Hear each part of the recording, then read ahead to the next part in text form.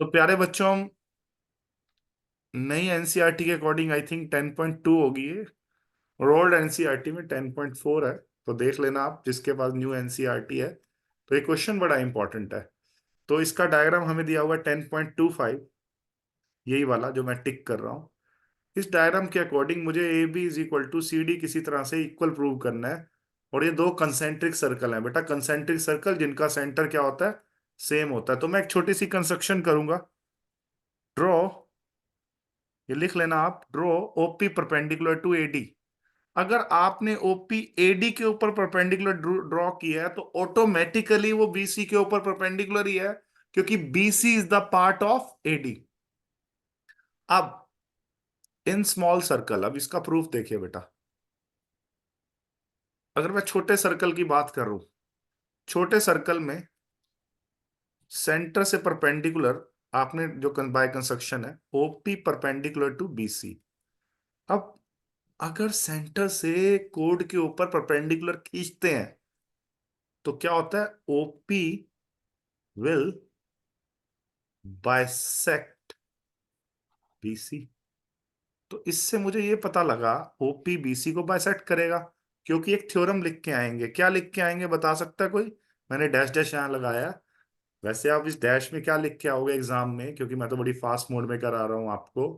Perpendicular from the centre to the code will bisect the code. इससे हमें ये पता लगा sir ji, BP is equal to CP. इसको पॉइंट नंबर 1 लिख लो चुप करके। तो अब आउटर सर्कल, इन आउटर सर्कल, इनर सर्कल की तो बात हो गई। अब आउटर सर्कल में क्या लिखेंगे, शाबाश बताओ। ओपी परपेंडिकुलर टू कॉड एडी। तो शाबाश बताओ क्या होगा बच्चों, AP is equal to PD. Reason बताओ, वही डैश डैश छोड़ रहा हूं आपके लिए। पेपर में क्या लिख के आओगे reason? Perpendicular from the centre to the code will bisect the code. इसको पॉइंट नंबर 2 लिख लिया। अब आप एक काम करो, पॉइंट 2 में से पॉइंट 1 माइनस कर दो। अगर 2 में से 1 माइनस करूंगा तो एक तरफ तो आ जाएगा एपी माइनस बीपी,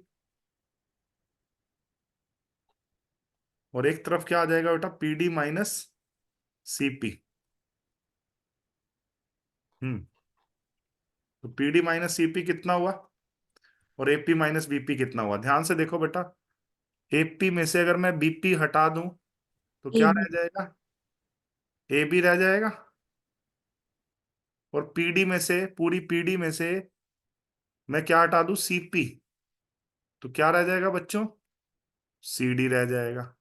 और A B is equal to C D तो प्रूव करना था, हेंस प्रूव। हाँ जी बच्चों, समझ आ गया अच्छे से? तो ऐसा क्वेश्चन, ये तो छोटा सा हो गया। ऐसे बहुत सारे एक्स्ट्रा क्वेश्चन ये छोटे से कॉन्सेप्ट से अराइज होते हैं। और एमसीक्यू में भी मान लो कभी कोई क्वेश्चन आ जाता है। मान लो एक क्वेश्चन एमसीक्यू का आ गया और उसमें ए बी की लेंथ दे रखी है, ऐसा ही आ गया, ए बी इज 2 सेंटीमीटर। तो आंख बंद करके सी डी पूछा हो तो आंख बंद करके सी डी, कौन सी ऑप्शन लगा देंगे हम, 2, क्योंकि ए बी और सी डी क्या होंगे, इक्वल होंगे। तो ये कॉन्सेप्ट अपने आप में इंपॉर्टेंट है।